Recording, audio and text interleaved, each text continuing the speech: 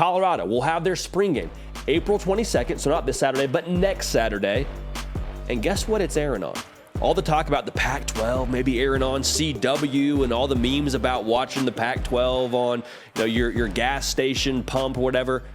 Colorado's playing their spring game, their practice 15 on ESPN, while Georgia's going to play their spring game on ESPN2. Back-to-back national champs, Georgia Bulldogs, playing on ESPN2. So what do we look for Colorado? They've already sold it out. There's been a ton of buzz about the players they brought in through the portal, one of the top portal classes since this thing has been in existence. Coach Prime went and got 20-plus guys to come and add to the efforts that he's putting together in Boulder, Colorado, because this team went 1-11 a season ago. So the temptation when you watch Colorado is going to be to say, swipe to the next one. They don't look like they're the team that I want to see, or that they don't look like they're the team that's going to go and achieve all the hype that I'm hearing from these people. Slow down a little bit. This is a rebuild. This is a revamp. And what he's trying to do is get the talent level back to where it needs to be to compete to how they want to compete. So it's a slow build, but one of the things it's going to depend on in 2023 is his son at quarterback, Shedeur Sanders. Now, Shedeur Sanders, obviously playing at Jackson State, there wasn't quite as much national attention, and everyone's going to question the level of competition he played against, and that's fine. Say what you want, he threw for 70 touchdowns and 14 picks. Now, again, it was against that competition at the FCS level, but still, that's no slouch of a resume. And so much of what Colorado achieves in 2023 is going to be based on what he's able to do for them. I talked about this in a separate video, but your quarterback, we saw Alabama do it, which is a funny comp to say Alabama and situation they're at and Colorado situation they're in.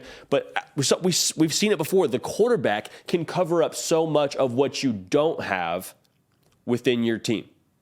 Like Colorado, I would venture to say, even with all they've done through the portal, they're probably going to have some steps they have to take offensively on the offensive line.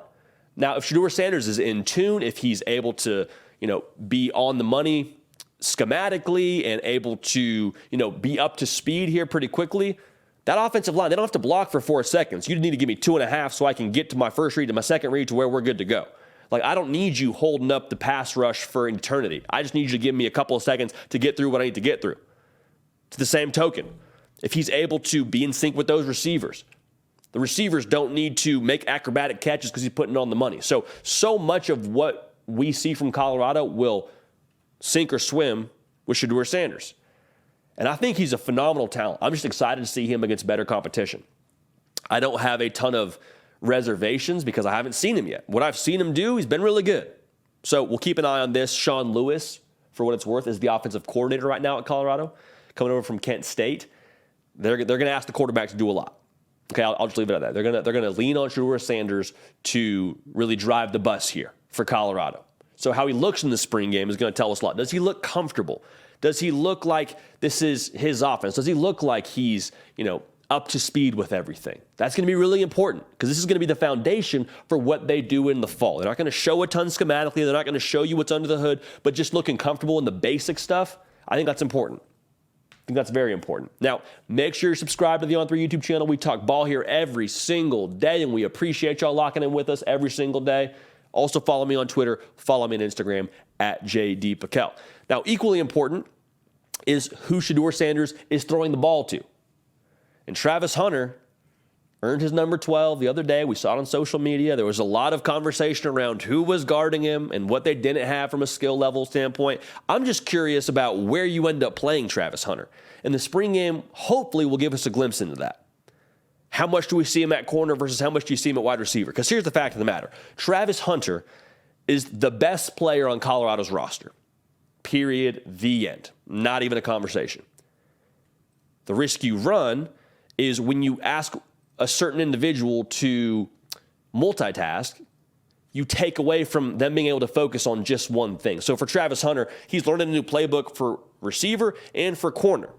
And as he gets comfortable at those positions, I wonder how much attention he's able to give to both. I'm not saying he can't do it. That's just my concern. Is he able to be great at both things? Individually, if he were to just play corner or just play receiver, I wholeheartedly believe he can be. I'm not even saying he can't do both at an elite level. I'm just saying for the average Joe like myself, that's conventional wisdom would say that that's a tall task. So for Travis Hunter, what's the split for him when it comes to running with the ones and twos on offense versus defense? He's going to be a guy for you this year, obviously. But what's the split like? Excited to watch that unfold as well. Now, here's the big question.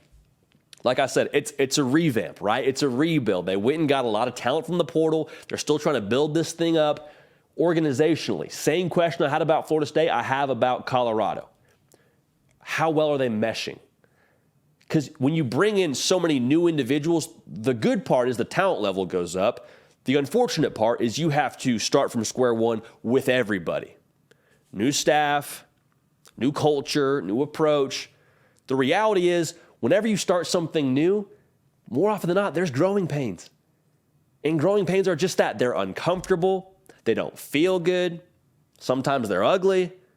The end result is pretty good if you can endure the growing pains. What kind of growing pains do we see in the spring football game?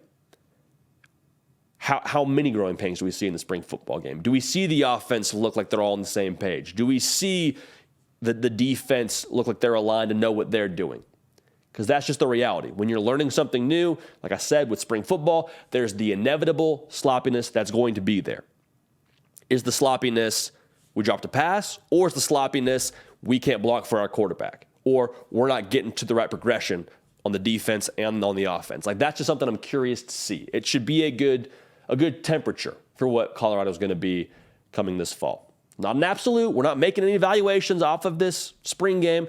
I believe in Shedeur Sanders. I believe in Travis Hunter. I believe in Coach Prime and his vision. Now, them putting it into practice is going to be what I'm most curious to see.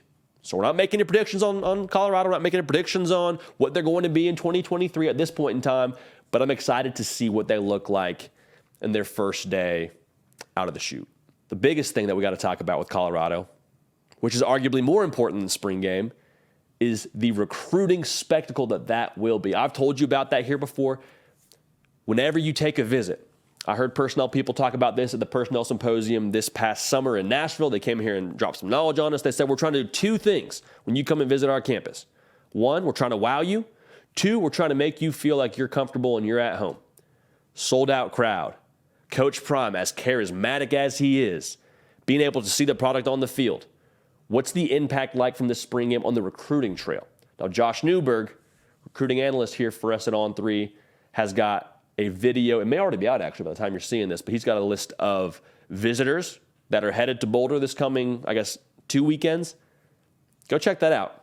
That should be pretty telling. But I'm excited to see the ripple effects recruiting-wise from this spring game. So we'll keep an eye on this. Colorado is going to be fascinating this coming year, and we're going to take a good temperature from this spring game. So we'll enjoy that there. Hey, y'all, thanks so much for watching. Subscribe to the channel here to make sure you don't miss an episode of The Hard Count. Also, be sure to check out other videos on the On3 YouTube channel.